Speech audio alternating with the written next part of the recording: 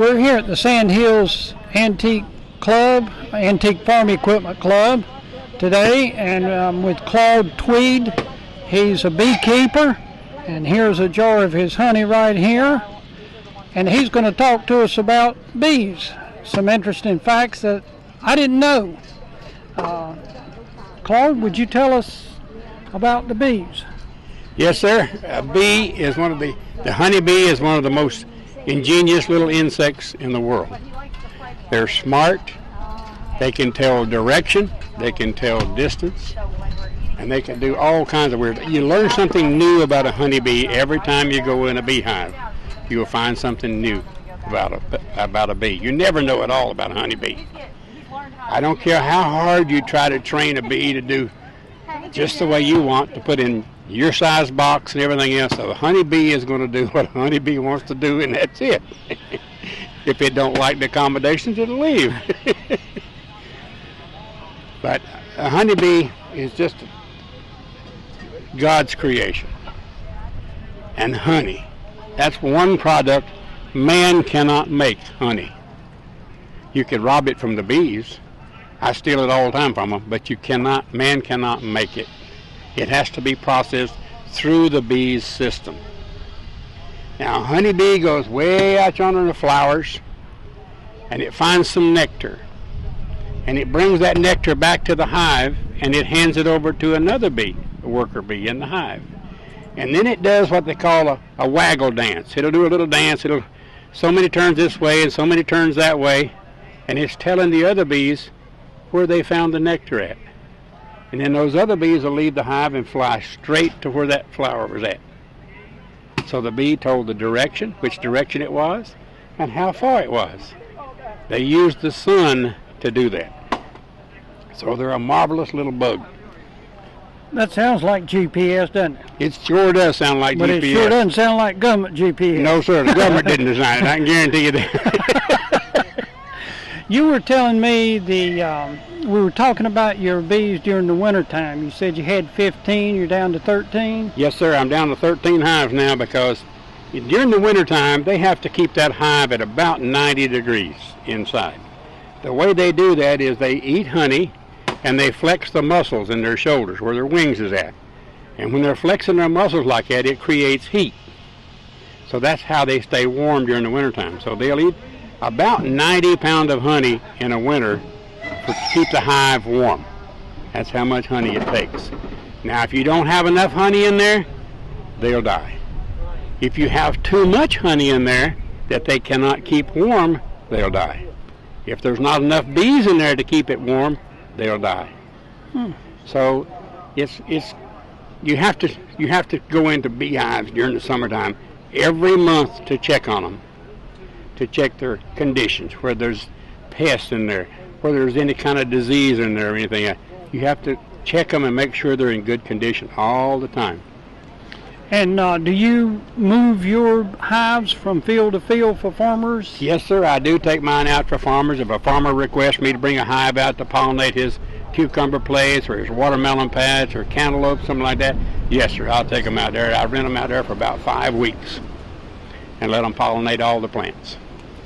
Without them, we're going to be in trouble, aren't we? Yes, sir. Without the pollinators in the world. Now, the honeybee is not the only pollinator. We have other bees that does it. Hummingbirds do it. And surprisingly enough, even bats cross-pollinate plants.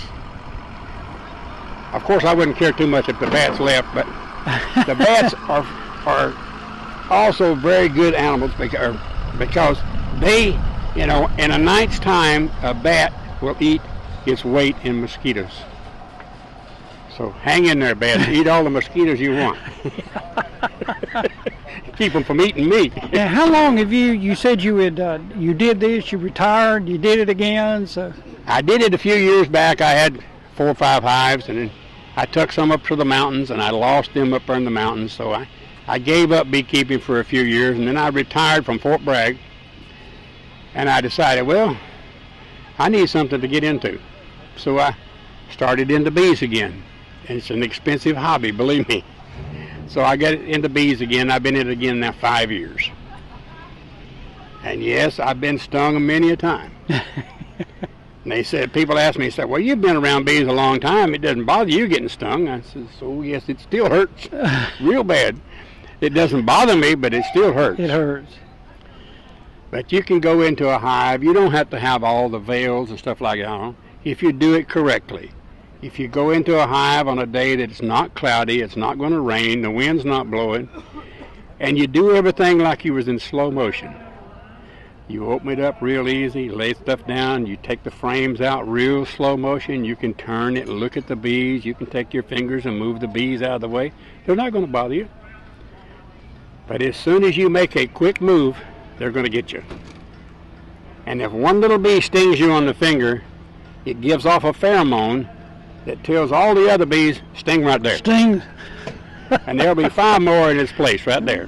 So what you do is, when one stings you, you just take a little bit of smoke from your smoker, and you puff the smoke on there. You're doing away with that pheromone, so the other bees don't notice it and sting you some more.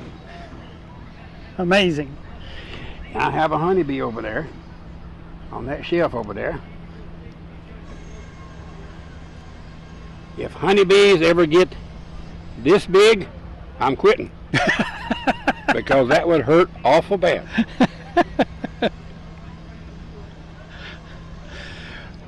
Now, do you go around, do y'all go to different places like this? Yes, sir. We go to the tractor shows around here locally, and I sell honey in Fayetteville. I sell honey here in Lillington at businesses here. And then I sell it at the house, too. People come up wanting to buy local honey. Yes, sir. I'll sell them local honey. I am a certified North Carolina honey producer. All my honey is guaranteed to be from North Carolina. I don't go and buy honey from China or anything like that and put it in a North Carolina bottle. No, sir. Cannot do it. Even if I take my hives into Virginia and bring them back, I cannot sell that honey as North Carolina honey because they produced it in Virginia. In Virginia. Yes, sir. What is the approximate range of the bees from a hive? A bee will normally stay within about a mile of where the hive is at. But if the food is getting scarce, they will fly up to 5 miles away to gather food. It's amazing. They got to have a GPS system to get back to that hive. And they'll come back to the very same box that they left from. Now, if you take your hive and your bees are coming in and out of it, if you pick that hive up and move it 4 foot to the right and set it back down, when the bees come back in, they're going to come back to right where that hive was sitting. They won't go over there to that box because their house was supposed to be right there. So you can't move them around like that too much. Now, if you take them to a farmer's place, you do it at night, you close them up. The next day you get them out, you take them to the farmer's place, you set them out, you let them sit there for a few hours, and then you take the screen off of them and turn them loose. They'll fly around and around that hive for 2 or 3 hours, and then they're orienting themselves to that hive box. Then they know where to come back to. They'll come back home. Yes. They come in every night, just before dark, they'll come back to the hive. Do they sleep? No. If you think they sleep, you just open up that box at night and you'll see. They're not asleep. They're working. And it hurts the person that's holding the flashlight. Because they're going to fly to that light. But every time I go into my bees, I always learn something new. You can never... I've Googled it on computers. I've sat and watched movies for 8 hours. Different movies on bees, and you learn something new every time you turn one of them on. It's just a marvelous little insect. Well, I appreciate you sharing that information with us today. I hope I've answered your questions. You have.